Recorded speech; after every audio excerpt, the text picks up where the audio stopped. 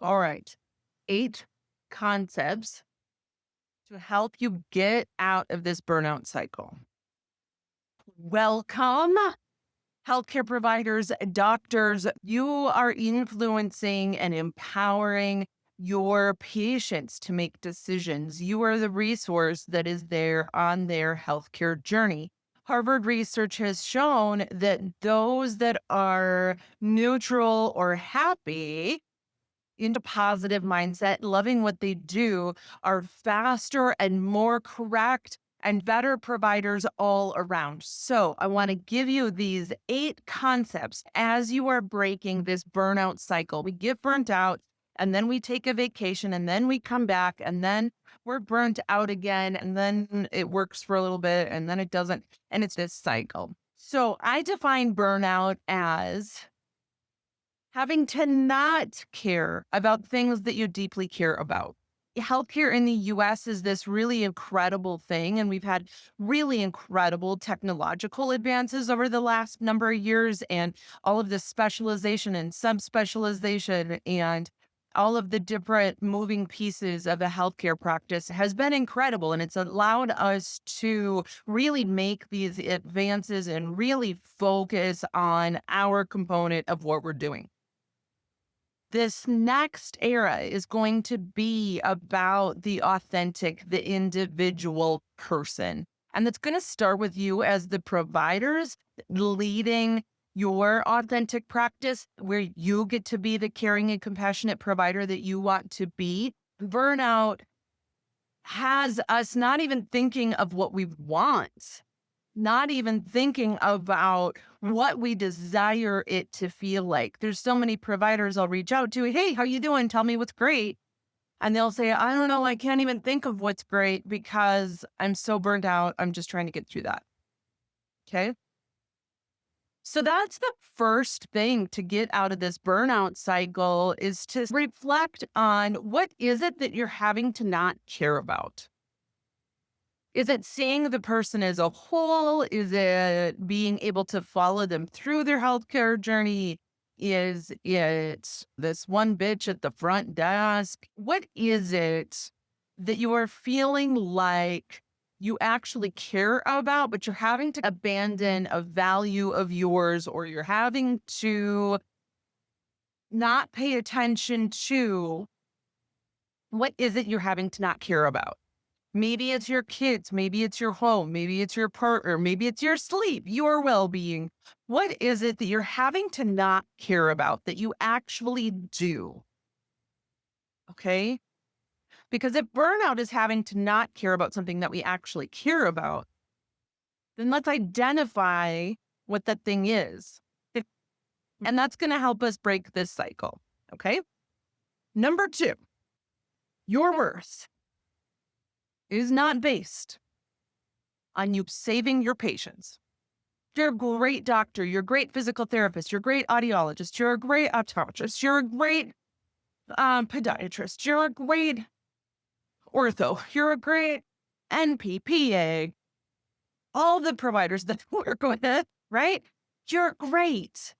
You are an incredible healthcare provider. I want you to know that so deep in your soul. Your worth as a human and as a provider is incredible. Your knowledge, your caring, whether you see another patient or not. Okay. And because you care, we want you seeing lots of patients, right? We want you, you're the ones that care, that we want in the system. Okay. And you are not responsible for that patient's well being. You are a resource on their journey. Yes. But it is not your job alone to save them. You get to give some of the responsibility for their well being back to them. Okay. It is their well being and they are responsible for that. Now, yes, you are a resource on that journey and you're an incredible one. Your worth and your well being are not dependent on you saving them. Okay. You are responsible for your well being. Nobody else is. That's number three. You are responsible for your well being. You being able to show up in that positive mindset and be that incredible provider. You are responsible for that. Nobody else is. Schedules, insurance, all these systems and structures that we can see as confining, they can also be set up to support us. As you get your vision for your dream practice clear, you're going to set up the systems and structures to support you. There's choices, right? And I think sometimes we get so in these blinders on that we forget just how many choices there are. This is one of the things that I love helping you with is broaden out and see what that goal is. What is that dream practice and helping you realize how many choices and options and systems and structures are there to support you and how you can utilize them to do that. I don't remember what number we're on. I think four.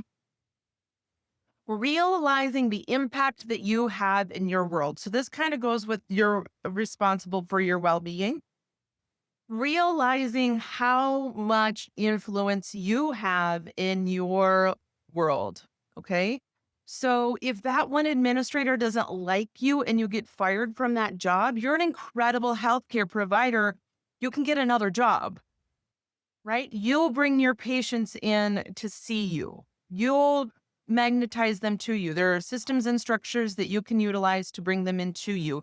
Every time you call or you talk to one of the schedulers, every time you talk to one of the MAs, these conversations that you can have along the way with people. Hey, how can we best do this? How can I make this easier for you guys? Hey, these are my favorite patients to see. I know a lot of the other providers don't love them.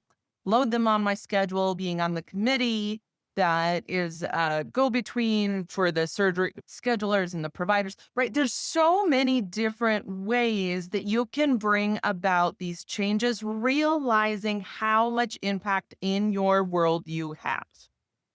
Okay. So when we realize what it is that we care about, you realize that the systems and structures are there to support you. You realize that you are responsible for your well being.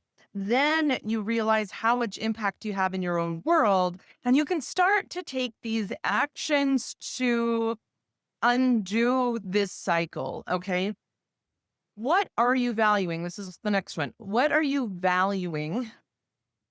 We talked a little bit about this right away, but I want to bring this up as a separate one. What are you valuing? Who are you listening to?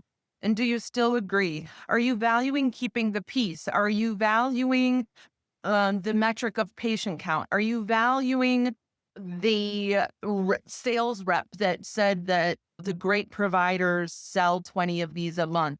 Are you listening to that third grade teacher that said that you would never amount to anything, that you need to keep proving them?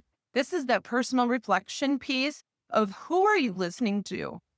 What are you putting ahead of you? What are you actually valuing? There was a time in my life that I realized that I valued struggle, hard work, and overcoming. I specialize in working with providers in the central US. This is a value that's there. Okay. We value struggle, hard work, and overcoming. And if you value that, you're going to keep creating that for you. This is how much impact you have in your own world. Okay. So then switching to I value ease. Okay. What do you value? What are you actually valuing? And then once you see it, do you still agree with that? This is something that I help you do when we work together. This is a place where having mentorship and having a coach and having somebody is really helpful that can help you see a pattern that you're not seeing of what are you valuing? And then once you see that, do you still agree with it? Is that a thing you want to nurture and you want to lean into, or is that a thing that you want to completely change and shift now that you've seen it? Next one, what do you actually want it to feel like? What do you want this practice to feel like? Now, I have guided visualizations and meditations to help you with this.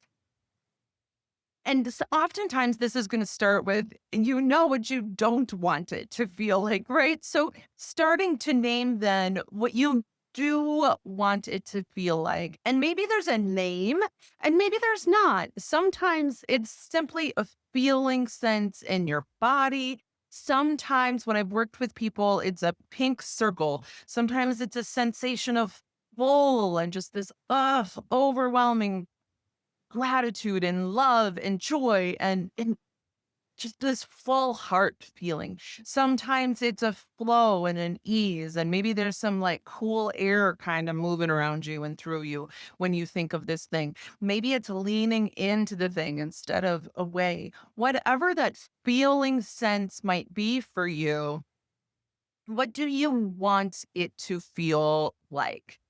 You want it to feel fun and adrenaline and a rush. You want it to feel really precision and detail oriented. This is a place where I talk to people that it gets to be all the things you want it to be. You provide for and protect your values, dreams, desires, and full expression. Okay.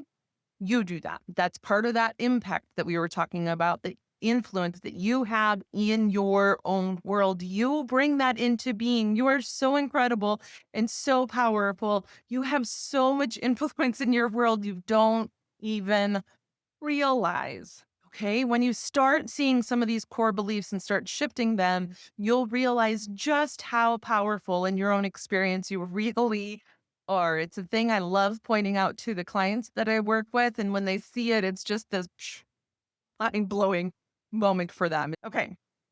And what steps can you take right now that can help you be there? So we talked a little bit about this with realizing the options that you have, realizing the systems and structures that support you, realizing how much impact you have in your own world. There's conversations that you can have. Maybe you're going to begin building some investments and doing some more training and doing some more research. Maybe it is time for you to start looking at opportunities of moving from the practice that you're at. Maybe you want to have some financial security so that you can have more comfort in your life that if you speak out, that if you choose to value this thing that you value, that, you know, you've got your own back and you're protected. What things can you do right now? What seeds can you plant?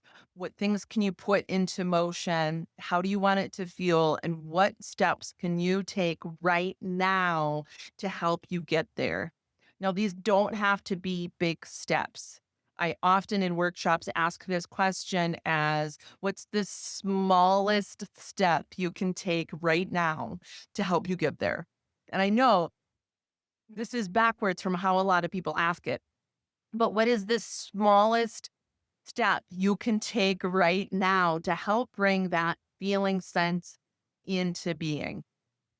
Okay. I'm going to tell you to break it down because I'm going to tell you you've made it too big. You're like, I need $500,000 in my bank account so that I can. Okay, cool. What's the smallest thing that you can do to help you move towards that goal? And I ask that because we often make it so big that you don't see the progress toward it. Okay.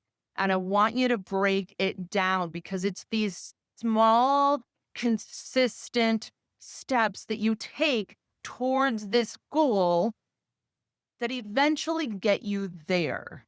If you try to, in your already burnt out state, add a ton to your plate, you're going to feel overwhelmed and defeated. I know I did. Overwhelmed and defeated. And then you kind of put yourself back in this cycle. And we want to break this cycle, right? So, what's a realistic, tiny thing that you can do? You're not going to go to the gym 5 days a week. You're not going to do it. And then you're going to miss once, and then you're going to beat yourself up, and then you're not going to go again. Okay. Maybe not you, me, and many of the clients I've worked with. All right. So, what's a realistic goal? I started taking this one class like every other week at the gym with a friend. Okay. So, break it down. What's the smallest thing that you can do? And Patience is not one of my virtues. When I want a thing, I want it now. And this is a thing to realize you're scheduling 2 months out. Having this awareness piece that what you do now is going to show up down the road. Okay. When I work with people, when I come with you and work with you in your practice at these higher level, I guarantee an extra $100,000 for your practice. And people will get discouraged after the first quarter because they don't see it right away. But they're scheduling 4 months out. So you're not going to see it in a quarter. But then that second quarter comes around and they're like, whoa, wait a minute, what happened? Like, we're doing this.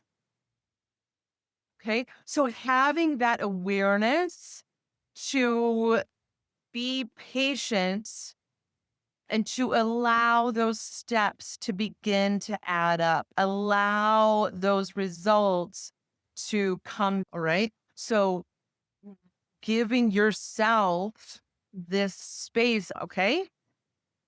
So the 8 things, I think that was more than 8. I lost count to help you get out of this cycle of burnout. You guys are these brilliant providers in healthcare. You are caring and compassionate. Our families, our communities want you to be that incredible provider that you are. So be brilliant. I'll see you soon.